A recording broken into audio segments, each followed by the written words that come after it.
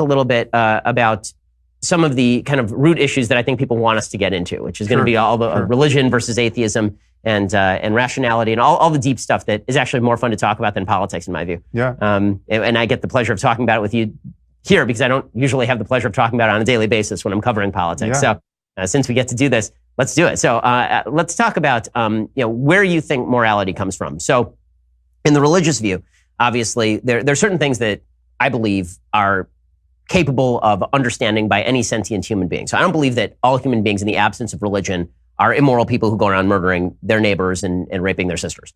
I think that, and in fact, this is pretty well embedded in even Judaic philosophy, the idea that there is a sort of natural law theology where you as just a normal person know not to kill people and know not to steal and know to set up courts of law. This is what they call the seven commandments to Noah. But the idea is that anyone can basically discover these things. And there are universals across culture about you're not supposed to murder your brother. But the biblical reading is that to reach a more sophisticated level of morality that leads to a sort of right-based society we see here, you at least need the catalyzing enzyme of a Judeo-Christian religion in order to get here. That would, I think, be the most rationalistic argument on behalf of Judeo-Christian values. But where is here again? Here would be a civilization that values individual rights above the values of the collective, that says that people are to be treated, to use the biblical phrase, as made in the image of God, that we should treat individuals as made in the image of God. That does not happen in the absence of a Judeo-Christian value system. That's the religious argument. Although that is more of a historical argument. Right. That's what I'm saying. It's a rationalistic argument because the deeply religious argument would be God said so do it, right? But that's not the argument that I think is the most compelling because that only works if you believe in God and if you believe in revelation. So that's not the argument that I tend to make because I don't find it intellectually convincing. It's an argument from authority, which of course is not particularly convincing. So I tend to make the historical argument, which is that history brought us to that the reason we are at this point in history is because without that particular catalyzing enzyme, you don't get what you have here, which is why the West and Western civilization crop up in a Judeo-Christian system, but don't crop up in, for example, Islamic countries, and Islam's been around for 1,000 years. So number one, what do you make of that argument? And then I want to get into where you think morality comes from. Right. Well, a few points. One, I'm not convinced by that historical argument. I think you can cherry pick the data either way and come up with a different conclusion. And even if I agreed with it, it wouldn't make the case I think you want to make, because it would be an instance of what's called the genetic fallacy, which is even if we granted that our respect for individual rights, say, came from a Judeo-Christian tradition, it doesn't mean that it can only come from there or that it even is best gotten from there. And I would say that it actually hasn't come principally from there. And there are many ways. So, for instance, you could say that Christianity, in particular, was in part responsible for the fall of the Roman Empire. Right. So Christianity undermined the notion that the Roman emperor was a god. You know, it made it harder to recruit true soldiers, and they had to farm it out to mercenaries. And it eroded what you might call traditional Roman values. And then, the Western Empire fell, and, we ushered in the Dark Ages. And insofar as there was a reboot to civilization at that point, it was largely the result of the learning and philosophical insight of antiquity being preserved by, of all people, the Islamic world, right? So I think you can have it any way you want looking at history, but it just doesn't get you there in terms of the moral content and in this case, the political or social content coming from the Bible or any other religious text. So then why here? Meaning, like, why in Judeo-Christian civilization, but not Islamic civilization? Because you mentioned rediscovery of Aristotle and reuse of Aristotle in 10th and 11th centuries was really beginning, in the Islamic world long before Aquinas really repopularized it in the 13th and 14th centuries. Yeah. Well, one, I think it's, from my point of view, it's impossible to ignore the influence of Islam. I mean, Islam is its own ideology and set of dogmatisms that are inflexible and at odds with the spirit of science fundamentally. And despite the fact that there was a brief period where there seemed to be some, happy convergence between scientific and mathematical insight and Islam, for the most part, Islam has been hostile to a real intellectual life, and in a way that Christianity was hostile, even when the scientific worldview was struggling to be born in the 16th century and the 15th century. What we have historically is a real war of ideas, and I mean, just it can be crystallized in the moment where Galileo was shown the instruments of torture and put under house arrest by people who refused to look through his telescope. Right? I mean, so that was the genius of religion paired with the emerging genius of science in that room. Well, to be fair, I mean, Galileo was originally sponsored by the church, and so is Copernicus. But there's no question there's a backlash from the church to this stuff. Yes, and the backlash makes sense because there is a intellectual progress on questions of how the cosmos is organized or where it came from or how life began. All of these questions are the scientific answers to which are in zero-sum contest with the doctrines found in the books. Now, it's true that there are religious people, and now even the Pope, who have relaxed their adherence to tradition enough to make room for something like evolution, right? But it is still a problem. Not a super new idea. I mean, right? Aquinas was talking about this in the 13th century and 14th century. The idea that if it was in science and it was contradicted by the book, then you're misreading the book, right? I mean, that's a pretty old idea. But that is to subvert science rather than the book in Aquinas' case. I mean, Aquinas thought heretics should be put to death, right? His argument for capital punishment for heresy, and Augustine made the same argument. Augustine thought they should be tortured, right? So that those two great lights of the Catholic Church gave us the Inquisition and gave us more than a century. I think it's also fair to say that they were rather instrumental in the development of modern science. So the Dark Ages, first of all, I think the Dark Ages are a bit of an exaggeration in terms of the Dark Ages themselves saw a massive growth in technology and architecture, for example. I mean, Gothic cathedrals are built during the Dark Ages. But, But the scientific world is, virtually every major university in the Western world was sponsored by the Catholic Church. And I'm not a great Catholic defender, right? But virtually all major universities were sponsored by the Catholic Church, which saw consonance between science and religion as a reason to actually investigate the natural world. Well, no, I mean, I think that's backwards. I think the reality is there was everything that was good that was done anywhere at any time prior to, pick your year, was done by some religious person. I mean, there was just nobody else to do the job, right? So you could make the argument that Catholics built every bridge in Europe until the Protestants came around and they built their half of the bridges. I mean, so there was just no one else to do the job.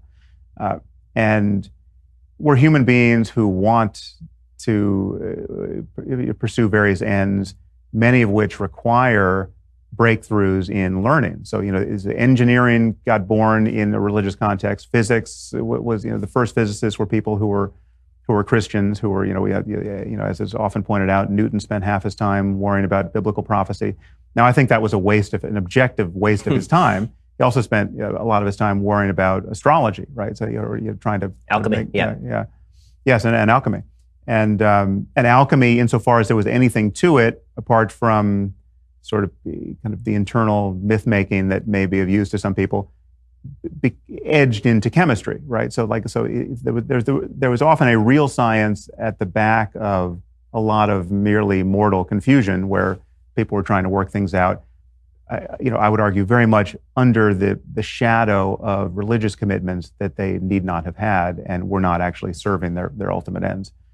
And this for me is true in the moral sphere as well, because this is why the Bible, in my view, can't be the real repository of our moral wisdom in any sense, because when you go to read it, you are forced to ignore certain passages or reinterpret them rather aggressively to conform to what you now in the 21st century have every reason to believe is good or a direction worth going socially. So, it is just an inconvenient fact that slavery is endorsed in the Bible. It's explicitly endorsed in the Old Testament, and it's certainly not repudiated in the New, right? And Jesus told slaves to serve their masters and to serve their Christian masters especially well. So there's no place in the Bible where you can get a truly compelling case against slavery because the creator of the universe clearly expected slavery to be a human institution. Well, except for abolitionists finding enough inspiration in the Bible to use it as their main text. But they did that despite what's in the Bible. Well, I think that is, I mean, I don't want to, this shouldn't sound insulting because it's not meant as an insult. I think that from a religious point of view, that's a simplistic reading of the Bible's role in human affairs, meaning that when any written document is given to any group of people, it has to be given to people in a way that they can understand. It's not that slavery was endorsed by the Bible. It's that slavery is universal among human civilization until modern times. But it was, no. There are religions that have different points of view on all these questions, right? So it was possible in the 5th century BC to have a take on ethics with respect to something like slavery or the killing of, combatants or non-combatants. That was quite a bit more modern and ethical and civilized than is found in the Bible. So I mean, you might not like some of their other commitments, but take something like Jainism, right? I mean, Jainism, Gandhi got his nonviolence from Jainism. I mean, Jainism is just, in truth, a religion of peace, unlike Islam, which is the word peace is a euphemism for the word surrender there, or submission.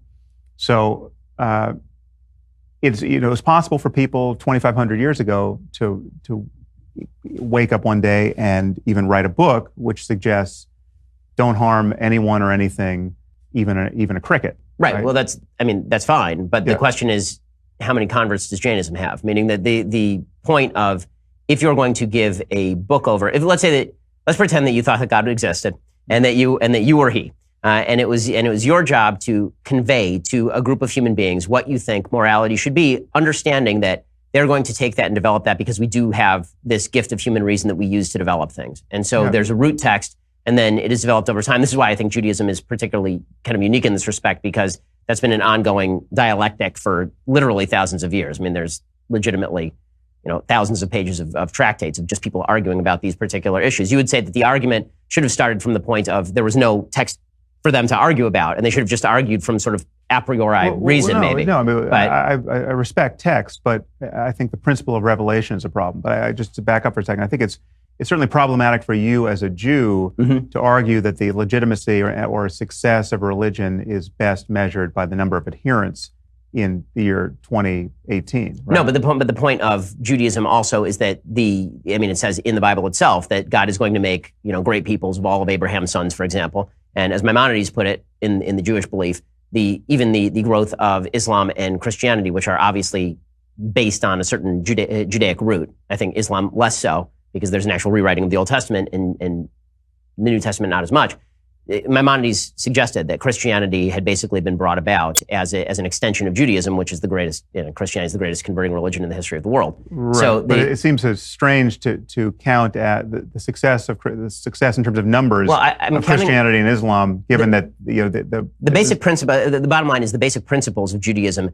Those have been embraced in a way that the basic principles of Jainism have not across time, and they've shaped civilizations in a way that is significantly better than the principles of Jainism have shifted any number of small people, or a small group of people, not small people, obviously. Well, so again, it's just the fact that you and I could improve the Bible with very little thought, just by taking out, if we just took out the worst passages that have no possible redeemable content this year, or I would argue any other year, right? The Bible's already improved, right? So the fact that we could edit it to anyone's advantage is a problem for the idea that this was written by an omniscient being and not to be superseded by any human effort now or generations from now. And it's a problem not just for the Bible, it's a problem for the Quran.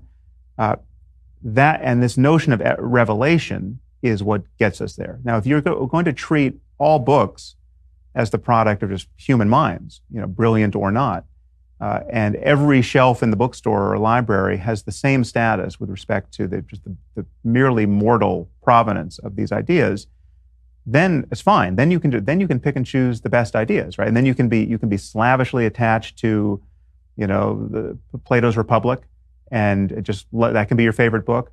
But what Revelation gets you is this notion that no, this isn't just a book, right? This is the product of omniscience on some level.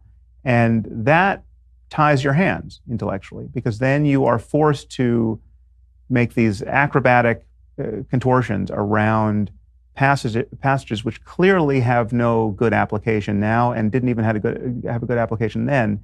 And when you view it from the other side, when you think about just how good a book would be if an omniscient being wrote it. I mean, that is it's very easy to see what could be in there that would still astonish us. I mean, it's very easy to see what could be in there that would prove, just based on the time of its emergence, that this couldn't have been the product of merely human mind.